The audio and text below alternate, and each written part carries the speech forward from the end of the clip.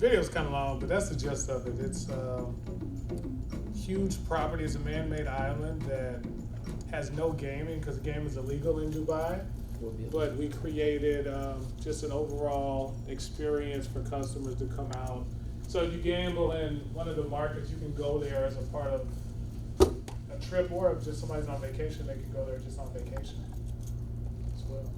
So I guess I'll start. I'll tell you a little bit about. Go ahead, Chris. Just to further amplify, no gaming, no liquor either. Is that correct? No, there's liquor. There is liquor. Okay. So it's tricky. Yeah, it's weird. There is liquor, but you can't buy it. It's not as accessible as it is here. You have to be in like a bar or a restaurant. We'll get it after. Sorry. So there is liquor. You just have to be in a bar. You can't. They don't have stores that you can go buy it. It's a lot harder to get alcohol than it is here in the U.S. And you were on the pre-opening team of this facility. Is that correct? I was. So I spent about 6 weeks in Dubai helping to open up the hotels. So it was an amazing experience. It was beautiful over there. I didn't know exactly what to expect when I first went because a lot of times over here you hear it's unsafe. What do you expect when you go to the Middle East? But it wasn't. It was actually the opposite. One of the safest places in the world to be. They don't have guns. You don't see crime. I didn't see one homeless person while I was there. It was weird. You know, in Memphis, we could go and you see everything. And you didn't see gum on the ground. You didn't see paper. It was just clean, beautiful place. But so my story is I'm originally from Houston, and I did exactly what you all are doing right now. I went to hospitality school.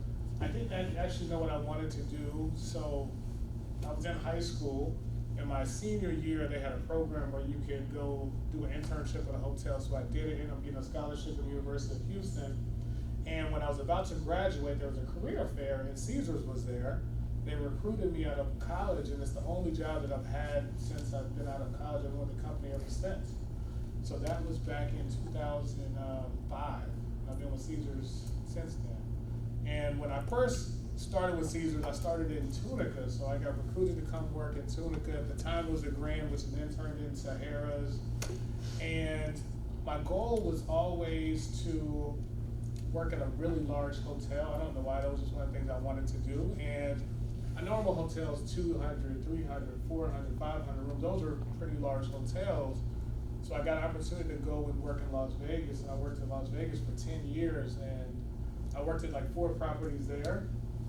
I started at Harrah's, then I worked at Flamingo, which is the old Imperial Palace, which is now Link, Old Bills, which is now Cromwell, and Flamingo, which was like 3,500 rooms. The other properties were like 2,500 rooms. So to manage a 3,500 room hotel was crazy. There was always stuff going on. As you can see in the videos, there's always stuff going on. You have celebrity chefs, you have different events going on, you have shows, you have Donnie and Marie performing, you have all these different celebrities, different stuff going on, and you're having to manage through all that. So it was a really good experience. And then I got an opportunity to come back to Tunica, got promoted to come back to Tunica, so now I've been back here around 3 years.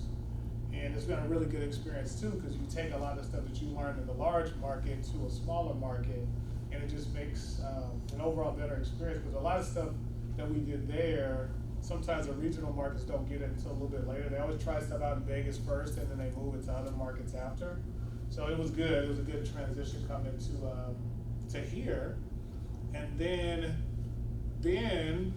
he has a cool story. He actually started in where you are literally, and this was 2 years ago. And he heard at the time it was Scott Barber.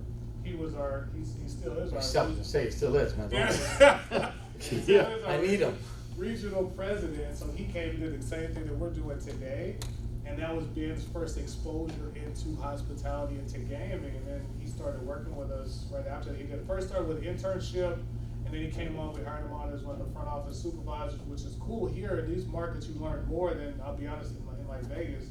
Vegas, if you're in a hotel, you may just work front desk because you may have 100 front desk agents. Here you get to see everything. So Ben saw front desk, VIP, housekeeping, bell, valet, spa, food and beverage. So it makes you a lot more marketable, learning a lot of stuff in a smaller market and then going to a bigger market. So experience. Well, yeah. The experience so far, I mean, it's been unreal. So like you said, they take you through every single department. You'll start with the lower level line employees and work your way up to working with the VPs and the directors. So it's definitely a great internship. Get your feet wet in literally everything. You'll see a lot. You'll definitely learn a lot more. It's a great exposure, great company to be with, and I really enjoy it so far. I'm still kind of learning a lot new things. I just now moved into Andre's department and everything, so now it's kind of like I'm starting fresh again, learning some new things on the food and beverage side. Now, you've been there the whole 2 years since you graduated? Yep. Started with Scott Barber coming in here, telling his crazy stories, and then Marta downstairs helped me out a lot with getting the internship and everything like that. My resume, everything, and got me connected with Tunica. Chris, your program does work, actually, believe it or not. Well, Romeo, I think I'm due some kind of a commission here. we got you a cookie. 1 out of 500, not bad. No, I'm just kidding. Not bad. Yeah, the other two are in jail, I guess. No, man. We do have another guy. Yeah, we just hired somebody else that was in Last class. year. Last time we came here and spoke, there was a gentleman, he came up and we hired him. He's now one of our hotel supervisors as well. Wow. He just graduated in August. So just for all you folks that are interested in work, just remember your first paycheck. You don't I know get Chris I get 10%. No, but it's fun. So I'm totally opposite from these two guys. I love them though. They helped me out a lot with all my business. I graduated from University of Memphis back in 2001. I was a pre-med student. Went to UT Memphis for 1 year and I said, that's not for me. So, and then I got, didn't do anything for a couple of years, and Jack Binions owned the Horseshoe Casino. Back then, him and John Cicini at the time, they brought me on board just to basically go out, drink, and have a good time and bring people down to the casino. And they paid for it, which was a dream job at the time. I was like, there's no way they're gonna pay somebody just to party and bring business down. Sure it does, but then you learn the business. You start understanding what they wanted is the big players coming in, spending money, and they'll take care of you, and you build your own book. Then Harris bought us in 2005. They took over the Horseshoe because they were coming down actually to buy Gold Strike, but it didn't go through. Benias offered them the Horseshoe, and they bought it.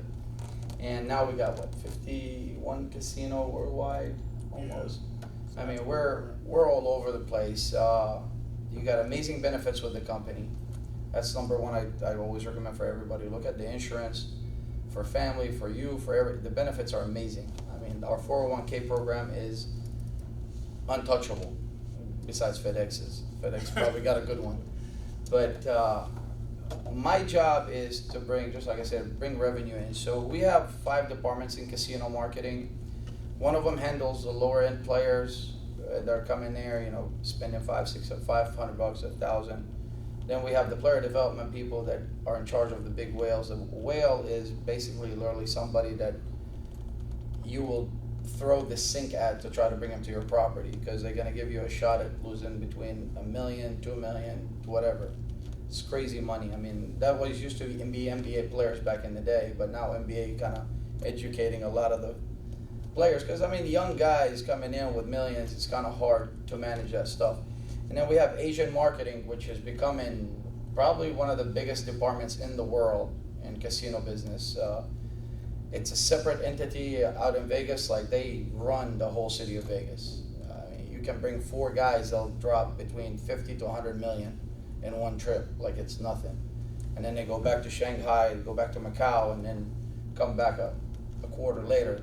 And we have National Casino Marketing that's in charge of the airplane program, where we bring people from all over the cities to come visit our properties. And we have a nice look, because we got 2 properties in Mississippi. So you have Tunica and Biloxi, 2 at opposite ends. So we use the plane to bring a group into Tunica, then we'll fly down to Biloxi, grab the other group over there, take them maybe to New Orleans, and then the plane will do a triangle move where we just keep them flying groups back and forth between the 3 properties. Pretty nice program. But, and then finally is, player development is basically the bread and butter mostly, just because of the caliber of player that come in. That's where these guys come in and help us out. So when we bring a hotel, and Andre will explain it better than me, a hotel by itself, you're making revenue off the rooms, right? Yeah. A casino hotel, we don't give a, not we don't give a rat's ass, but we don't care what do we give them. If I need a room, I need a room. You're comping everything, food, liquor, room,